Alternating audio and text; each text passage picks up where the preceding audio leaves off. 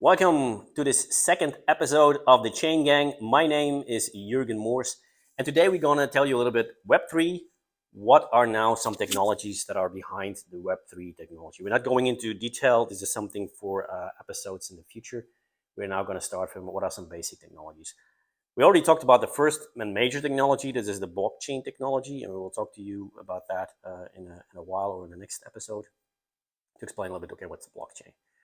But rely to the blockchain, cryptocurrencies, crypto coins, all kinds of social tokens, tokenization. These are also typical technologies that we find when we talk about Web3. Smart contracts, they're also something that you will find because it's linked to the blockchain in a Web3 environment. What is a smart contract?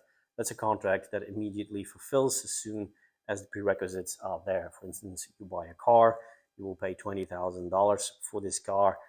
Well, as soon as the car is delivered and it is actually also acknowledged by the seller and by you, the buyer, on the blockchain, automatically the $20,000 is paid to the account of the seller of the car. That is what smart contract. Decentralized finance. This is also something that you will find typically in a Web3 world.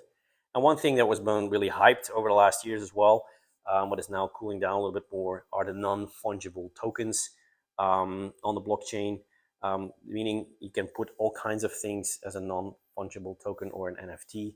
It can be a physical painting where you take a picture and the ownership, the NFT, shows that you are actually the owner of the physical painting. But you can also do this with art, with very digital art, meaning you become the owner of a certain picture or video that you can put on a block on the blockchain, and the NFT shows you the ownership and sometimes also the art because it's in there, but it doesn't necessarily have to be in there. So the NFT can be just the proof that you are the owner of something, but it can also be actually a picture or something else, but it can also be stored in another place, and the link to the blockchain or to the NFT is actually the place where it is. This gives you a little bit about what technologies are actually behind the Web3 world. There are probably a lot more, but those are the major ones that we will also go into detail in the coming episodes. Again, this wraps it up for today. We try to keep it short.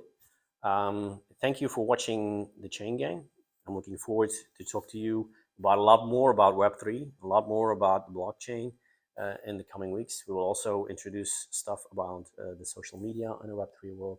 So I'm really looking forward to seeing you in the coming weeks on the Chain Gang. Make sure you link to us on our LinkedIn, on our Instagram, and on our YouTube so you don't miss one of our videos. Thank you very much, and see you next time for the Chain Gang.